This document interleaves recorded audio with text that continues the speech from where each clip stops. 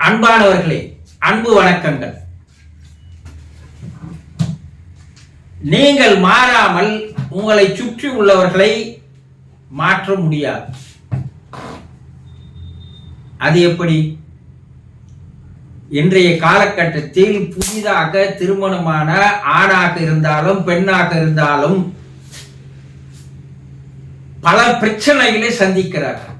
புதிதாக திருமணமானவர்கள், கணவன் மனைவியாக இருப்பவர்கள், பல்வேறு பிரச்சனைகள், பல்வேறு கருத்து வேறுபாடுகள் ஏற்பட்டு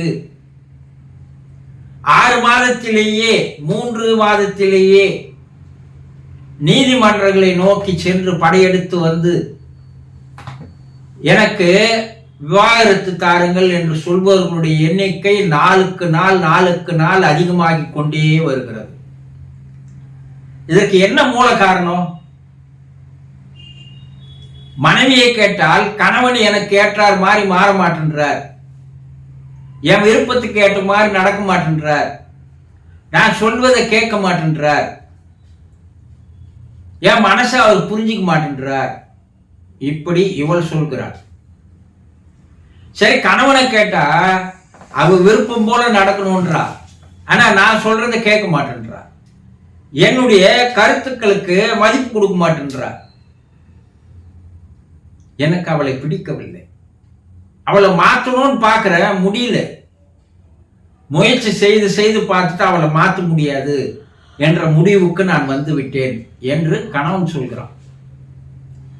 என்ன இதுல இருந்து புரியுதுன்னா, தனக்கு ஏற்றார் போல் மற்றவர்கள் மாற வேண்டும் என்று இருவருமே ஆசைப்படுகிறார்கள். இது கணவன் மனைவிக்கு மட்டும் இல்ல,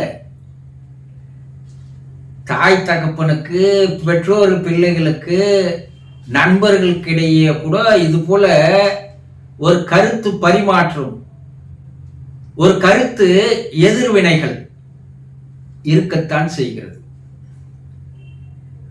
ஆட்சியாளரை மாற்றணும்னு நினைக்கிறோம், மாற மாட்டேன்றாங்க. நம்ம என்ன பண்றது? எந்த ஆட்சிக்காரங்க வந்தாலும் அதே போலதான் இருக்கிறாங்க. யாரும் சரியான ஆட்கள் இல்லை. என்ன செய்வது புரியலன்னு மக்கள் பேசுறாங்க இல்லையா? அப்போ நாம் மற்றவர்கள் மாற வேண்டும் என்று எதிர்பார்க்கிறோமே தவிர, முதலில் நாம் மாற வேண்டும் என்ற எண்ணம் யாருக்கும் இருப்பதில்லை. முதல்ல நமக்குள் மாற்றத்தை காண வேண்டும். சில விஷயங்களுக்காக கணவன் மனைவிக்காக மாறிக்கொள்வதில் எந்த விதமான நஷ்டமும் இல்லை. மனைவி கணவனுக்காக சில விஷயங்களில் விட்டு கொடுத்து மாறிக்கொள்வதில் எந்த விதமான கஷ்டமும் இல்லை. ஆனா அவர் மாறணும்னு நினைக்கிற தான் சொல்றாங்களே தவிர, தான் மாற வேண்டும் என்ற எண்ணம் இருப்பதில்லை. தனி ஒரு மனிதன் மாறினால் ஒழிய இந்த உலகம் மாறாது. ஒரு குடும்பத்துல 5 பேர் இருக்கீங்கன்னா 5 பேரும் அவரவர்கள் தான் மாற வேண்டும், முதலில் நம்மை மாற்றிக்கொள்ள வேண்டும், மற்றவருக்கு ஏற்றாற்போல் நம்மை மாற்றிக்கொள்ளலாம், ஒன்னும் பிரச்சனை இல்லைன்னு 5 பேருமே முடிவு பண்ணாங்கன்னா இப்ப குடும்பமே மாறிவிடுகிறது. இப்படி ஒவ்வொரு குடும்பமும் மாறினால் வீதி மாறும். ஆனா இங்க என்ன பிரச்சனைன்னா, அவருக்காக நான் ஏன் மாறணும்? என் சுவாபம் இப்படிதான், என் குணம் இப்படிதான், என் பழக்க வழக்கம் இப்படிதான், என் எண்ணம் இப்படிதான், நான் அதுக்காக யாருக்காக விட்டு கொடுக்க மாட்டேன், நான் மாற மாட்டேன். இந்த அகங்காரம், ஆணவம் தான் வாழ்வில் பல்வேறு தோல்விகளை தருகிறது, நஷ்டங்களை தருகிறது, வேதனைகளை தருகிறது, கவலையை தருகிறது, துக்கத்தை தருகிறது. யோசனை செய்து பாருங்க. திருமணம் ஆகி விவாகரத்து ஆகி பிரிந்து போனவர்கள், அப்ப அவங்க ஒரு 2 வருடம் பொறுத்து திருமணமே செய்து கொள்ளவில்லை இருவருமே. என்ன அப்ப என்ன நினைக்கிறாங்கன்னா, சில விஷயங்கள் மாறி இருக்கலாம், நான் ஒரு அடம் பிடிப்பா இருந்துட்டேன், அடாவடித்தனமா இருந்துட்டேன், இப்ப யோசனை செய்து பார்த்தா மாறி இருக்கலாம் போல இருக்குது.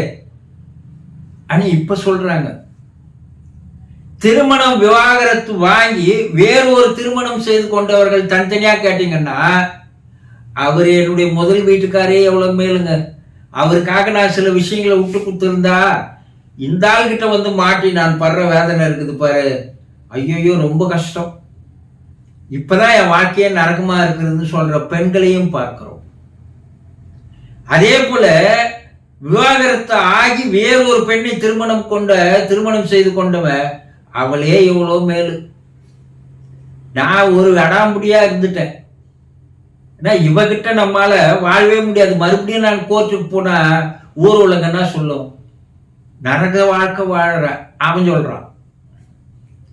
எப்ப அவர்களுக்கு வருகிறது கண்கட்ட பிற்பாடு சூரிய நமஸ்காரம் என்பது போல விட்டு கொடுத்து ஒருவரை ஒருவர் விட்டு கொடுத்து சில விஷயங்களை விட்டு கொடுத்து பரிமாறிக்கொண்டு அவருக்காக நாம் மாறலாம் என்ற ஒரு மனோபாவம் எப்போது வருகிறதோ அவர்களுடைய வாழ்க்கை சந்தோஷமாக மாறிவிடும்.